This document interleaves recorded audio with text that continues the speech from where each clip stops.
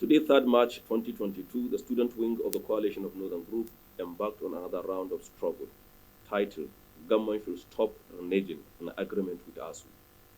The student wing Coalition of Northern Group is worried that the 4-week warning strike declared by the Academic Staff Union of Universities ASU is already in its 3rd week, with no hope for resolution inside while our universities remain shut. We are concerned at the frequency of the disruption of the Nigerian education system that keeps frustrating the ambitions and aspirations of the youth to acquire knowledge. Sadly, this strike is the second industrial action embarked on by us in less than 2 years and the 16th since the inception of the post-republic democracy in 1999. Regrettably, despite and in spite of all these disrupted actions, the nation's university system and the innocent student and their parents are, in all cases, made the victims. It is disturbing that in between the number of ASU strike-related closures in the last 23 years, most undergraduates will have earned degrees in otherwise uninterrupted academic settings, according to a recent report. While we commend the effort of the APEC students body, the National Association of Nigerian Students, in calling attention to the implication of such actions, we condemn with all our might the shameful walkout announced by the Minister of Education. We see the action of the minister as a gross show of unconscionable immorality, insensitivity, and impunity abhorrent to the collective sensibilities of the students, parents, and indeed the country at large. Observations. 1. ASU strike have done more harm than good to the education sector, with students and their parents forced to bear the burden of most of the occurring cost from the occurrences. 2.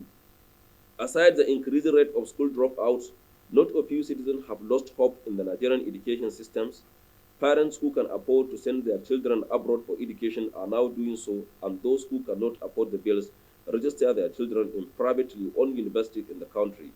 In an August 2021 report titled ASU Federal Government Vicar over Unfulfilled Agreement published by The Guardian, Nigeria loses 1.5 trillion per annum to overseas studies. Neighboring West African countries such as Ghana, Uganda, and Benin Republic, who were formerly not at par with Nigeria in the area of standard education, now come across as better alternative for Nigerians seeking quality education on the African continent. From the north to the south, the conclusion on the attendance of federal and state-owned universities is troubling. Everyone believes children of lower citizens make up the mass of students attending these institutions. Apart from the upper-mentioned effects of long, winding academic interruption, the quality of education dished to students is far from laudable. Regular strike rob up academic time from school calendars and open resumption. Academics tends to rush academic work, which might mean foregoing important part of the coursework. Untimely, this has a knock-on effect on the intellectual capacity of the student. Embarking on strike causes students to spend more time than the statutory duration in school. This has an effect not only on employment pattern, where age is an important consideration for entry-level jobs, but also in one-year NYSC mandatory service. An increase in youthful crime and immorality is not all related to the incessant ASU strikes. Lack of vision and mission makes a handful of youths wander about with no direction. Those engaging in all sorts of illegal businesses like cybercrime, gambling, fraudulent activities, drug abuse, prostitution, among others. The federal government and ASU have been at loggerhead over the failure of the former to fulfill some of the agreements it made as far back as 2009. The agreements include a breakdown of lecturers, salary structure, loans, pension, overtimes, and moderation of examination. One patent demand from the agreement is the allocation of the 26% Nigeria's annual budget to the education sector. Still, the demand remains unmet. Our stand. 1. The government, in particular the Minister of Education, lacked the political will, capacity, and willingness to bring the matter to an end. As such, he should resign with immediate effect. 2. Failure of the government to resolve the matter within the stipulated time. The CNG students wing will join hands with National Association of Nigerian Students in ensuring total shutdown of the country.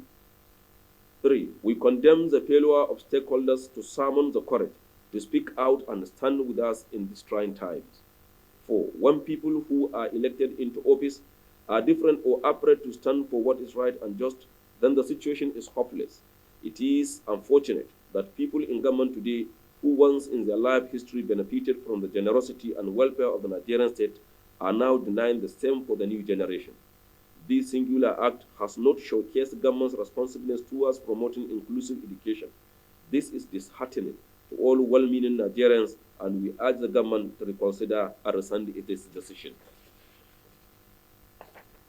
In line with the above, we hereby directed all national experts, state structures, campus structures, faculty senators, and departmental ambassadors to commence massive public mobilization in readiness for an impending National Day of Action.